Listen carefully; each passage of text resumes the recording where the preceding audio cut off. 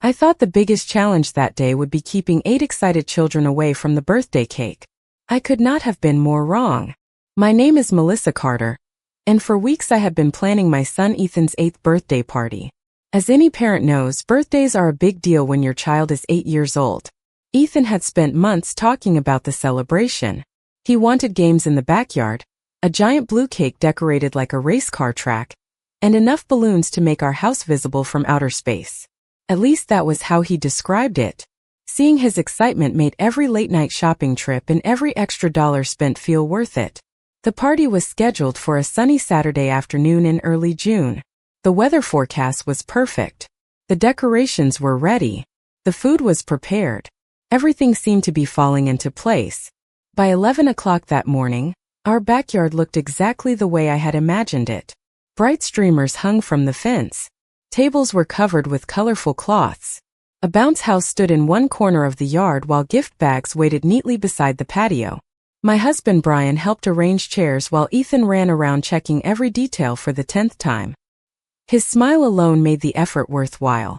Family members began arriving shortly after noon. My parents came first. Then Brian's parents arrived carrying gifts and homemade cookies. Cousins, aunts, uncles, neighbors, and school friends followed. Within 30 minutes the backyard was full of laughter and conversation. Children chased one another across the grass while adults gathered around tables sharing stories and catching up. Looking around at everyone together, I felt grateful. Family gatherings had become less frequent over the years. Busy schedules, work obligations, and distance made it harder to spend time together. That was why moments like this mattered so much.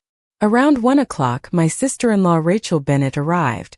Rachel was Brian's older sister. At 41 years old, she was confident, outgoing, and usually the loudest person in any room. Most people liked her immediately. She had a way of making herself the center of attention, without appearing rude, at least most of the time. Over the years, Rachel and I had maintained a polite relationship. We were never especially close, but we got along well enough during holidays and family events. When she stepped into the backyard carrying several large gift bags, Ethan ran straight toward her. "Aunt Rachel," he shouted. Rachel laughed and hugged him tightly. "Happy birthday, buddy." Everyone smiled. The afternoon continued smoothly. Yet within the first hour of Rachel's arrival, I noticed something unusual. She seemed unusually interested in every detail of the party. She commented on the decorations. She reorganized one of the food tables. She suggested changes to the game schedule. At first I brushed it off. Rachel had always been opinionated. That was simply part of her personality. Still, there was something different about her behavior that day. Every time someone complimented the party, Rachel somehow inserted herself into the conversation. If a guest praised the decorations, Rachel explained how she would have arranged them. If someone admired the cake, Rachel described a birthday party she had organized years earlier. It was subtle enough that most people probably never noticed. I tried not to let it bother me. After all, the day was about Ethan, not me. As the afternoon progressed, more guests arrived. The children gathered around the bounce house while adults moved between conversations. Everything appeared perfectly normal. Then something happened that caught my attention. I overheard Rachel speaking with my mother near the patio. I was not trying to listen, but one sentence immediately stood out. "Well, some family stories are not exactly what people think they are," Rachel said with a small smile. My mother looked confused. "What do you mean?" Rachel shrugged. "Nothing important. Just something I learned recently." Before my mother could ask another question, Rachel changed the subject completely. The conversation lasted only seconds, yet it left me with an uneasy feeling. What family stories was she talking about? And why mention it during a child's birthday party? I tried to ignore the comment and focus on the celebration. The games began. The children laughed. The music played. Yet every time I looked toward Rachel, I noticed her watching different members of the family with an expression I could not quite understand. It was not happiness. It was anticipation. As though she knew something the rest of us did not. At the time I told myself I was overthinking. Looking back now, that was the first warning sign. Because before the birthday candles were lit, a secret hidden inside our family would begin finding its way into the open, And once it did, nothing about that day would go according to plan. I spent the next hour convincing myself that Rachel's strange comment meant nothing. There were children laughing in the backyard, parents taking photographs, and neighbors stopping by to wish Ethan a happy birthday. It should have been impossible for a single sentence to change the mood of an entire afternoon. Yet every time I glanced across the yard and saw Rachel talking with someone new, that uneasy feeling returned. The games were underway by 2 o'clock. Ethan and his friends raced through obstacle courses, competed in relay challenges, and chased one another across the grass while adults cheered from lawn chairs. Brian stood beside me handing out bottles of water and congratulating the winners. Everything appeared completely normal. Then I noticed Rachel gathering attention again. She was standing near one of the patio tables speaking with my father, my Aunt Linda, and 2 cousins. The conversation seemed casual until several people suddenly looked in my direction. Their expressions were not hostile. They were puzzled. When Rachel saw me watching, she smiled and waved as if nothing unusual had happened. A few minutes later, Aunt Linda approached me. "Melissa," she said carefully, "can I ask you something?" Her tone immediately caught my attention. "Of course." She hesitated. Rachel mentioned something about an old family vacation. She said there were details that nobody ever knew. I frowned.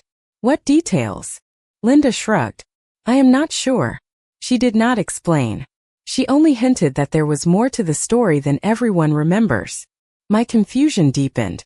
The vacation she referenced had happened nearly 10 years earlier. Why was Rachel bringing up old family memories during Ethan's birthday party? Before I could think about it further, another guest called my attention away. But the pattern continued. Throughout the afternoon, Rachel kept dropping vague comments into conversations. Never enough to explain anything, just enough to spark curiosity. She would mention an old event, hint at missing information, then change the subject before anyone could ask follow-up questions. By 3 o'clock, several relatives were quietly discussing whatever Rachel seemed to know. The atmosphere remained friendly, but an undercurrent of curiosity had begun spreading through the gathering. Even Brian noticed it. "Is it just me?" he asked while arranging gift boxes. "Or is Rachel acting strange today?" I exhaled slowly. I thought the same thing. Brian looked across the yard. "What is she doing?" "I honestly do not know." We watched as Rachel laughed with a group of cousins. She appeared relaxed and cheerful. Yet there was something deliberate about the way she moved from conversation to conversation. It felt almost as though she was planting seeds. Then something happened that made my concern grow. Ethan had just finished opening gifts when Rachel handed him a large photo album wrapped in silver paper. "This one is special," she said. Ethan thanked her and placed it beside the other presents. The album itself was not unusual. Families often give sentimental gifts. What caught my attention was Rachel's expression. She looked nervous. Not excited. Not proud. Nervous.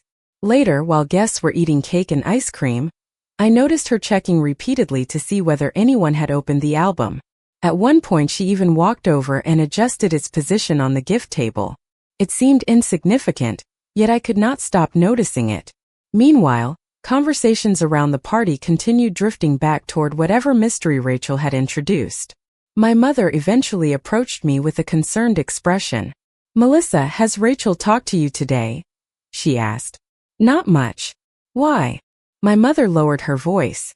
"She keeps implying that someone in the family has misunderstood an important part of the past." Ist daher? Did she say who? No. That answer somehow made the situation worse. If Rachel had a concern, why not simply say it? Why leave clues and half-finished statements scattered throughout a birthday party? By late afternoon, the celebration should have been winding down. Instead, I felt tension building beneath the surface. Most guests remained unaware. The children certainly were. Ethan was still having the time of his life. Yet among the adults, questions were beginning to form. As I carried empty plates toward the kitchen, I glanced through the window and saw Rachel standing alone beside the gift table. Her eyes were fixed on the silver-wrapped photo album. Then she quietly touched the cover as if reassuring herself it was still there. In that moment I became certain of one thing. Whatever secret Rachel seemed to be carrying, that album was connected to it. And before the day ended, I had a feeling someone was going to open it. The moment arrived sooner than I expected. Most of the guests had finished eating cake, and several families were beginning to gather their belongings before heading home. The children were still running through the backyard, fueled by sugar and excitement, while the adults settled into smaller groups of conversation. On the surface, everything still looked like a successful birthday celebration. Yet beneath that appearance, curiosity had spread through the gathering. Rachel's strange comments had done exactly what they seemed designed to do. People were asking questions. Around 4 o'clock, Ethan suddenly remembered the silver-wrapped photo album. "Mom," he said excitedly, pointing toward the gift table, "can we open Aunt Rachel's present?" Rachel immediately looked up from across the yard. For a split second I thought I saw panic flash across her face. Then she smiled. "Of course." Several relatives drifted closer as Ethan carried the album to one of the patio tables. Nobody was expecting anything dramatic. Most assumed it contained family photographs or birthday memories. I certainly did. Ethan carefully removed the wrapping paper while everyone watched. Inside was a large leather-bound photo album. The cover looked old but well preserved. "Wow," Ethan said. "This is cool." Rachel stood nearby with her arms folded tightly across her chest. She was smiling, yet something about her posture felt tense. Ethan opened the first page. Family photographs filled the album. Some were recent. Others dated back many years. There were pictures from holidays, vacations, graduations, and family reunions. Everyone gathered around began smiling as old memories resurfaced. "I remember that trip," my father laughed while pointing at one photograph. "That was 20 years ago." People began flipping through pages together. Laughter spread as forgotten moments reappeared. For a few minutes, the strange tension from earlier seemed to disappear. Then Aunt Linda paused. "Wait a second." Her voice immediately caught everyone's attention. She pointed toward one photograph near the center of the album. Several people leaned closer. I did too. At first, I did not understand why everyone had suddenly gone quiet. The photograph showed a family vacation at a lakeside cabin from nearly a decade earlier. I remembered the trip well. Brian and I had taken Ethan when he was still very young. Rachel had been there too. The image itself looked completely ordinary. Yet something about it clearly bothered Linda. "What is it?" my mother asked. Linda continued staring at the picture. "The date." Several people frowned. The date had been handwritten beneath the photograph. According to the album, the picture was taken during the summer of one particular year. Linda slowly shook her head. "That cannot be right." My father looked at her. "Why not?" "Because I was there." The group became silent. Linda pointed toward another photo on the same page. These pictures were not taken that summer. They were taken the following year. A few relatives exchanged confused glances. At first it seemed like a harmless mistake. People mislabel photographs all the time. Yet Rachel suddenly looked uncomfortable again. "It is probably just an error," she said quickly. Nobody responded immediately. Then my mother spoke. "Actually, Linda might be right." She studied the photograph more carefully. "I remember because that was the year your cousin Emily graduated." More relatives began examining the page. One after another, people started offering memories that supported Linda's version. What had seemed like a minor detail was suddenly creating disagreement.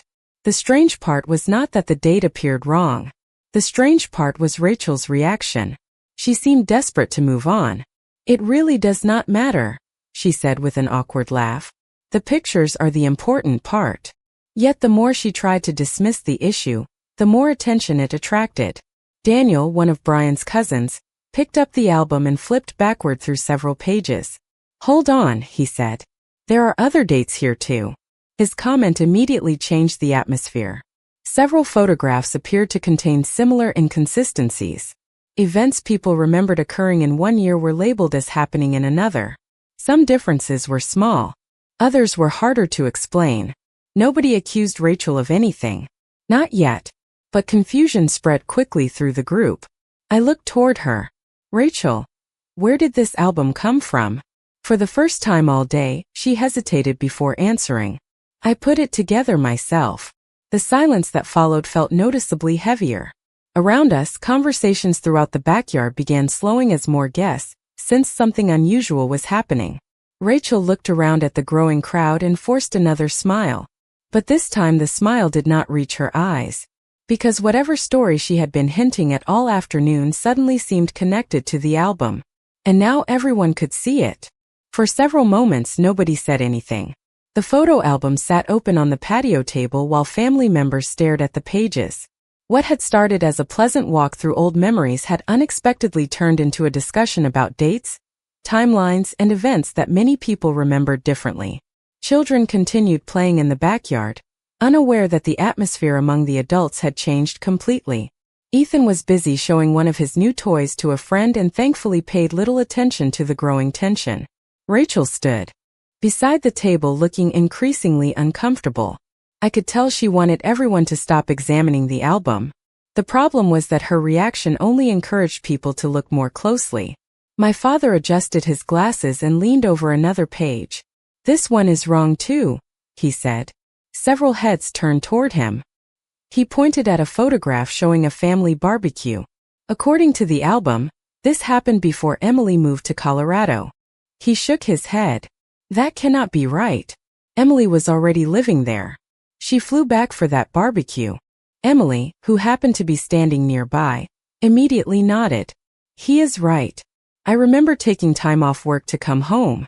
The conversation was still calm, but the confusion continued growing. More people gathered around the table. Brian stepped closer beside me. "How many mistakes are in there?" he asked quietly. "I do not know," I admitted. Rachel crossed her arms. "Everyone is making too much of this." I put the album together from old boxes of photographs. Some dates probably got mixed up. It sounded like a reasonable explanation. In fact, if that had been the only issue, the discussion probably would have ended right there. But then Aunt Linda turned another page. The moment she did, her expression changed. "That is strange." My mother leaned closer. "What?" Linda pointed toward a photograph tucked into a protective sleeve. "I have never seen this picture before." Several relatives crowded around to get a better look. The image showed a gathering at my parents' house many years earlier. Most of the people in the picture were family members. What immediately caught my attention was that I had no memory of the photograph being taken. My mother looked puzzled too. "When was this?" she asked. Rachel remained silent. Linda examined the handwritten note beneath the picture. Then she frowned. "This says it was taken during Christmas." My father immediately shook his head. "No." The certainty in his voice surprised everyone. "That was not Christmas." Linda looked up. "How do you know?" "Because I remember that sweater," he said while pointing toward himself in the image. "I bought it the following spring." Silence settled across the group once again. It was a small detail, yet nobody could ignore it. Rachel looked away. Brian glanced toward his sister. "Rachel, where did you get all of these dates?" She hesitated. "Some were written on the backs of the photos." "And the others?" Brian asked. Rachel did not answer immediately. Around us, conversations in the yard had started fading as more guests sensed something unusual was happening. Even people who were not looking directly at the album seemed aware that attention had shifted toward the patio. My mother carefully turned another page. Several photographs appeared normal. Then she stopped suddenly. "Melissa." I looked at her. "What is it?" She pointed toward a photograph of Ethan as a toddler. My stomach tightened immediately. I remembered the day clearly. Ethan was standing in front of a small playground wearing a bright red jacket. It was one of my favorite photographs of him. Yet something beneath the image made no sense. The handwritten note identified the location as a park hundreds of miles away from where the picture had actually been taken. "That is wrong," I said without hesitation. Everyone looked at me. I was there. That picture was taken in Ohio when we visited Brian's grandparents. Rachel remained completely still. Brian studied the photo. "Melissa is right." Nobody spoke for several seconds. One incorrect date could be an accident. Two could be carelessness. But now there were multiple photographs containing information that did not match what family members remembered. The pattern was becoming impossible to ignore. I looked directly at Rachel. Why would so many details be wrong? For the first time all afternoon, Rachel looked genuinely trapped. Her eyes moved from face to face around the table. Relatives who had arrived expecting birthday cake and family fun were now staring at her with growing curiosity. She opened her mouth as if to answer, then stopped. That hesitation spoke louder than any explanation could have. Because in that moment, everyone reached the same conclusion. The mistakes inside the album were not random.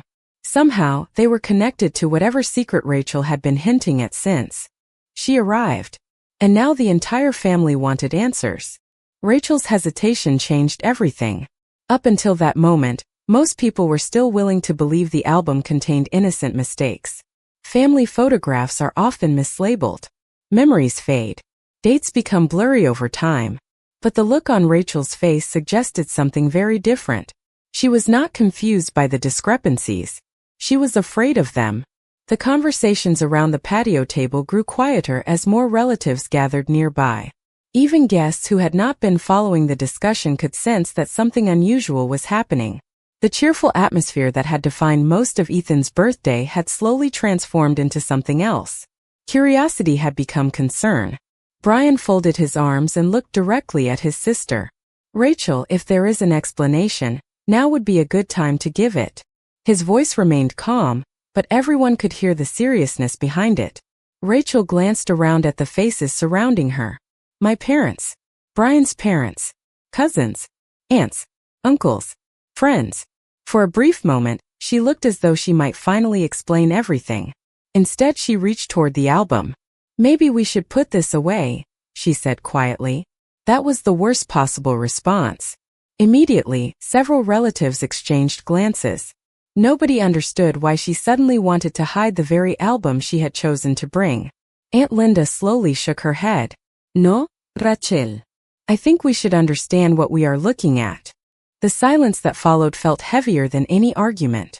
Then something unexpected happened. As Linda carefully turned another page, a folded piece of paper slipped from the back of the album and landed on the table. Everyone froze. Rachel's face lost color instantly. The reaction was impossible to miss. Brian noticed it. So did I. In fact, every person standing nearby noticed it.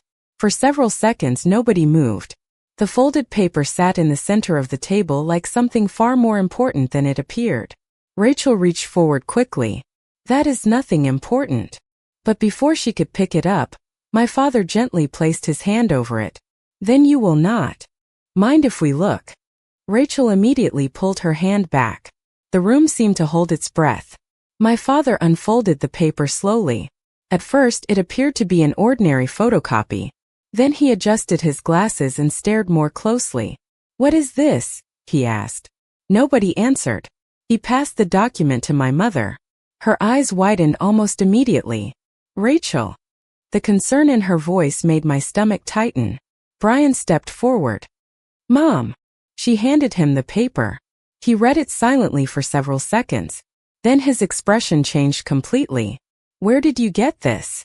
Rachel looked away. The rest of us still had no idea what we were looking at. Finally, Brian handed the document to me. As soon as I saw it, confusion washed over me. The paper contained a printed timeline. Dates, locations, family events, vacations, holidays, gatherings. Many of the same moments featured throughout the photo album. At first glance, it seemed harmless. Then I noticed something disturbing. Several events were listed differently than the versions most of us remembered. Not just dates. Entire circumstances. Certain family trips appeared reordered. Some gatherings were described differently. A few events included notes that none of us had ever heard before. What exactly is this? I asked. Rachel closed her eyes briefly before answering. It is a timeline. A timeline of what? Brian asked. Rachel swallowed hard. Of things that actually happened. The statement stunned everyone. Around the table, expressions shifted from confusion to disbelief. My mother frowned. Are you saying our memories are wrong? Rachel hesitated. Not all of them. Nobody spoke. The tension became almost unbearable. Linda looked back at the document. Then why create this? Rachel's answer came so quietly that several people had to lean closer to hear it. Because I found something a few months ago.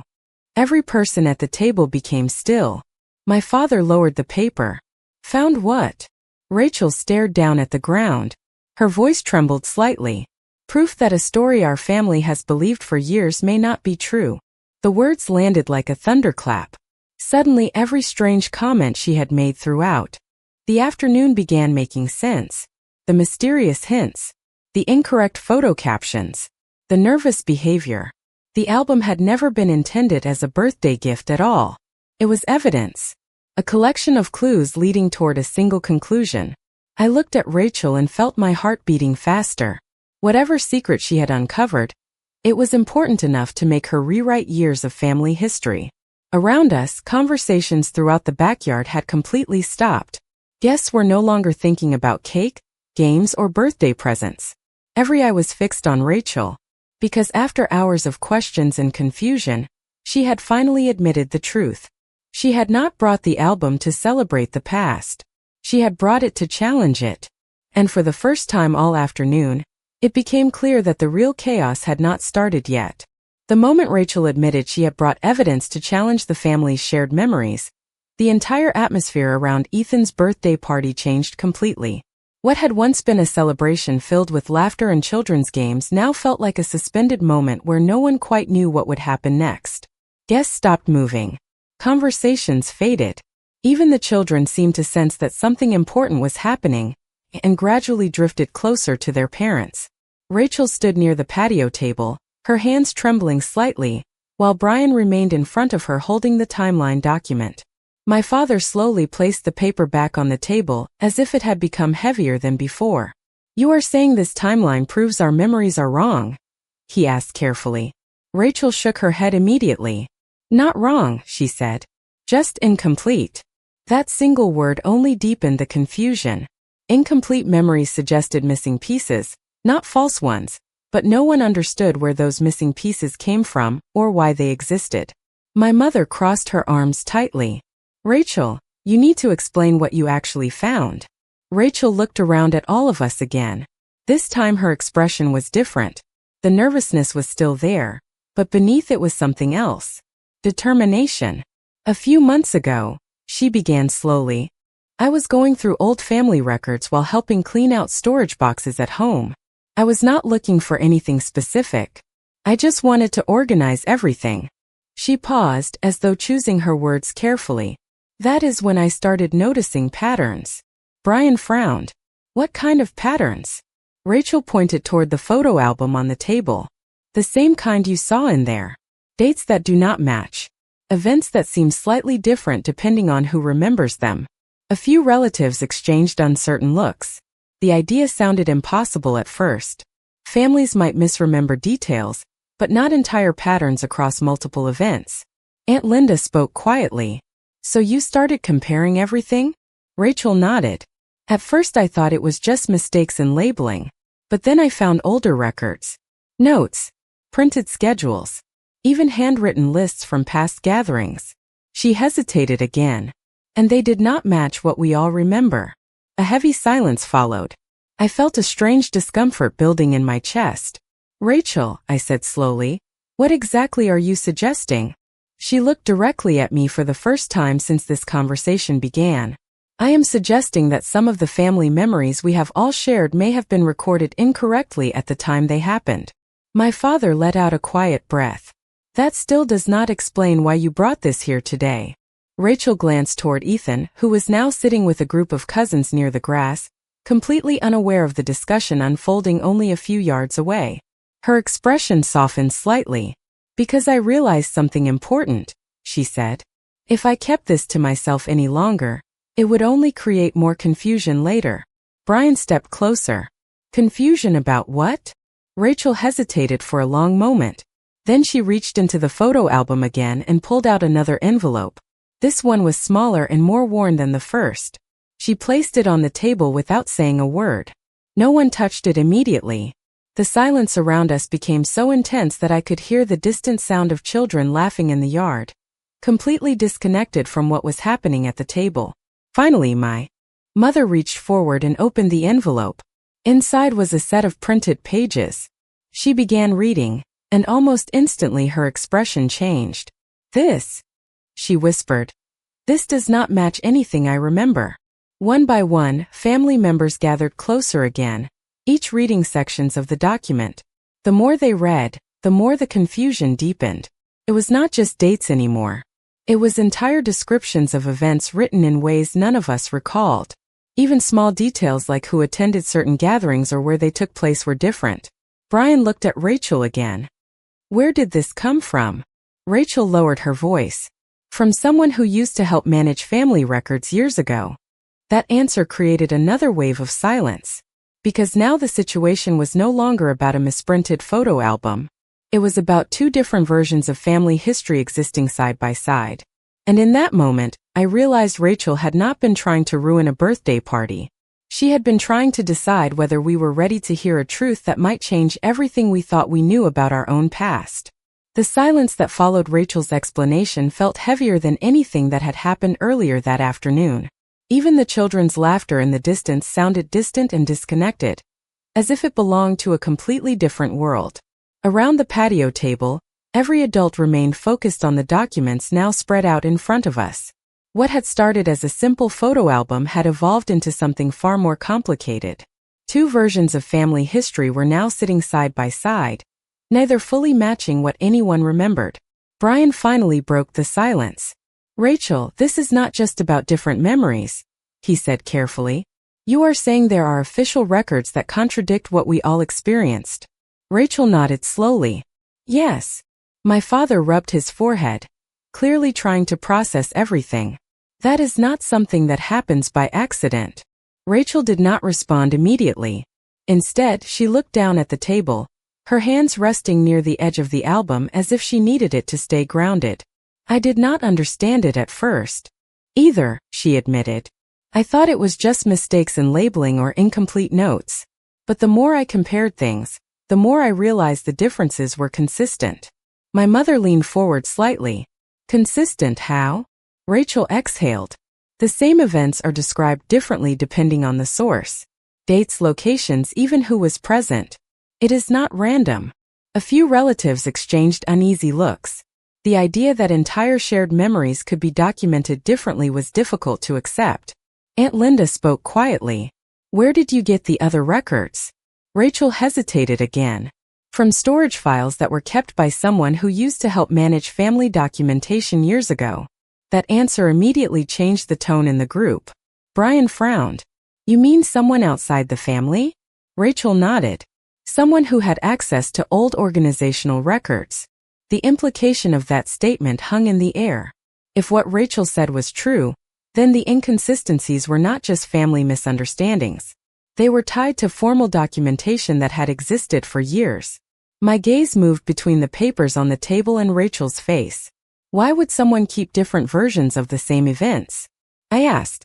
Rachel looked at me with a conflicted expression. That is what I have been trying to understand. She reached toward the envelope again but stopped before touching it. I did not want to believe it at first. I kept thinking there had to be a simple explanation. But every time I checked another source, the same pattern appeared. Brian picked up one of the pages again. These notes are very detailed, he said. They are not casual errors. My father nodded in agreement. Someone went to effort to document this. That statement made the entire group fall silent again. The idea that there might have been intentional documentation inconsistencies was unsettling. Not because anyone understood the purpose, but because no one could understand why such effort would exist in the first place. Rachel finally spoke again, her voice quieter than before. I did not bring this here to accuse anyone, she said. I brought it because I realized I could not keep it hidden anymore. My mother looked at her carefully. Hidden from who? Rachel hesitated. From all of us. The words landed heavily. For the first time, it was clear that Rachel did not see herself as the center of this situation. She saw herself as someone who had discovered something too large to ignore. Something that involved the entire family in ways none of us had anticipated. Brian sat down slowly in the chair beside him, clearly overwhelmed.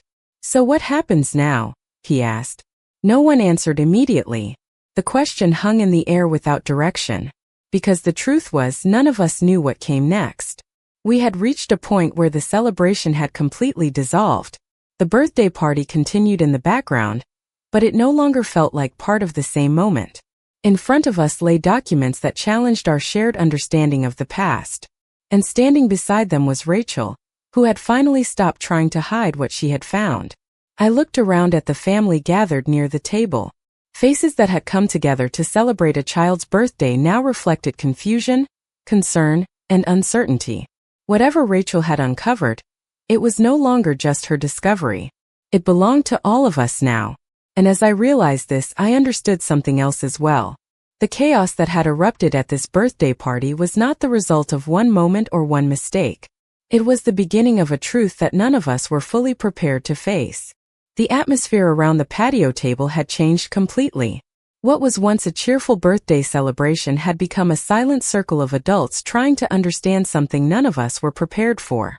The children continued playing in the yard, still unaware that anything unusual was happening. Ethan laughed as he ran across the grass, holding a balloon in one hand, completely untouched by the tension unfolding only a few yards away. I watched him for a moment and felt a strange contrast between his innocence and the heaviness surrounding the adults. Brian remained seated, his eyes fixed on the documents. My father stood with his arms crossed, clearly deep in thought. My mother was reading through the pages again as if hoping the meaning might change on a second look. Rachel was still standing near the table, but she no longer looked confident. The certainty she had shown earlier had faded, replaced by something quieter and more uncertain. Daniel finally spoke. Rachel, even if these documents are real, what are you expecting us to do with them right now? Rachel hesitated before answering. I am not expecting anything immediate, she said. I just could not ignore what I found. My mother looked up from the papers. But why bring this to a birthday party? Rachel took a slow breath. Because I did not know how else to bring it up. That answer did not fully satisfy anyone, but it explained her earlier hesitation. She had not chosen a perfect moment. She had chosen the only moment when most of the family would be together. Brian leaned forward slightly. You said earlier that you were trying to understand a pattern, he said. Have you found one? Rachel looked at the table for a long moment before nodding. Yes, she said quietly. But I am still not completely sure what it means. A few relatives shifted uncomfortably. The idea that she had identified something without fully understanding it made the situation even more uncertain. My father picked up one of the documents again. Then we need to be careful, he said. We should not jump to conclusions based on incomplete information. Rachel nodded in agreement. That is why I did not say anything sooner. There was a long pause after that. The conversation had reached a point where no one wanted to speak too quickly. Every sentence felt like it carried more weight than intended. My attention drifted briefly toward the backyard again. Ethan and the other children were now playing near the bounce house. Their laughter carried across the yard, a reminder that this was still supposed to be a birthday party. Yet it no longer felt like one. I turned back to the table. Rachel, I said carefully, what happens if you are wrong? She looked at me immediately. Then nothing changes, she said. Her voice softened. But if I am not wrong, then we cannot ignore it. That statement hung in the air. It was not dramatic. It was not emotional. But it was firm enough to shift the mood again. Brian ran a hand through his hair. So we are supposed to accept that our memories might not match official records and just wait? Rachel shook her head. No. I think we need to understand why they do not match. My mother set the papers down gently. Understanding why might take time, she said. A lot of time. Rachel agreed. I know. At that moment, no one knew how long this situation would continue or where it would lead. But it was already clear that the birthday party had become something far more complicated than anyone had anticipated. Guests who had arrived with gifts and smiles were now standing in small clusters, quietly discussing what they had overheard. The celebration was still technically happening, but the focus had completely shifted away from the cake and decorations. I looked at Rachel again. She was no longer trying to control the situation. She was simply waiting, as if she had already said everything she could. And in that silence I realized something important. Whatever Rachel had discovered was not just about the past. It was about everything we thought we knew about it. And that realization meant this moment was only the beginning of a much larger story none of us were ready to finish. The sun was beginning to lower in the sky, casting a warm orange glow across the backyard, but the atmosphere of Ethan's birthday party no longer matched the peaceful light. What had started as a celebration had slowly transformed into something far more uncertain. Conversations had fragmented into smaller, quieter discussions. Some guests had already begun to leave, sensing that the main event of the afternoon was no longer the birthday itself, but the growing mystery around Rachel's discovery. Ethan was still playing near the bounce house, laughing with a group of friends, completely unaware that the adults were standing on the edge of a serious revelation. I watched him for a moment, wishing I could preserve that innocence before turning back to the table where Rachel, Brian, and the rest of the family were still gathered around the documents. The tension had not disappeared. If anything, it had settled into a quieter, more thoughtful form. Rachel remained standing, her hands now resting lightly on the edge of the table. She looked less like someone trying to prove a point, and more like someone who had already crossed a line she could not step back from. Brian finally spoke again, his voice lower than before. "We need to decide what we are actually going to do with all of this," he said. My father nodded slowly. "First we verify everything. No more assumptions." My mother agreed. "We cannot rely on memory alone anymore if these discrepancies are real." The words were practical, but they carried emotional weight. Everyone understood that what they were really talking about was not just paperwork. It was the foundation of how the family understood its own history. Rachel looked relieved to hear that the situation was not being dismissed, but there was still uncertainty in her expression. "I can share everything I have found," she said quietly. "But I am telling you now, there are parts of this that still do not make complete sense." Brian crossed his arms. "Then we take it step by step." There was a collective silence of agreement. For the first time since the album had been opened, the conversation shifted away from confrontation and toward process. It was no longer about defending memories or questioning intentions. It was about understanding facts. I looked around at the family gathered in small clusters near the patio. Some were still discussing the documents. Others were quietly watching from a distance. The energy of the party had completely changed. Yet strangely it no longer felt chaotic. It felt suspended, as if everyone was waiting for the next piece of information to arrive before deciding how to feel. Rachel finally spoke again, softer this time. "I did not mean for today to become like this," she said. I believed her. That much was clear. Whatever she had discovered, she had not expected it to unfold in front of an entire family during a child's birthday celebration. But sometimes truth does not wait for convenient timing. My mother placed a hand gently on the table. "We will handle it properly," she said. "Together." Those words seemed to ease some of the tension in Rachel's shoulders. Brian nodded in agreement. "We are not going to jump to conclusions," he added. The atmosphere shifted again, this time toward something more stable. It was not resolution. Not yet. But it was direction. As the afternoon continued, the birthday celebration slowly resumed in fragments. Some guests returned to talking about food and travel plans. Children began opening leftover party favors. Music played again at a lower volume. Yet beneath it all, there was an awareness that something important had happened, even if the full meaning was still unclear. Before leaving the table, I took one last look at the photo album and the scattered documents beside it. What had started as a collection of family memories had become a doorway into questions no one had anticipated. I understood then that Rachel's arrival with that album had not been an accident or a disruption. It had been the beginning of a deeper investigation into the past we all thought we understood. And as the sun dipped lower behind the trees, I realized something else as well. This was not the end of the story. It was the moment where the family would have to decide whether they were ready to face it together.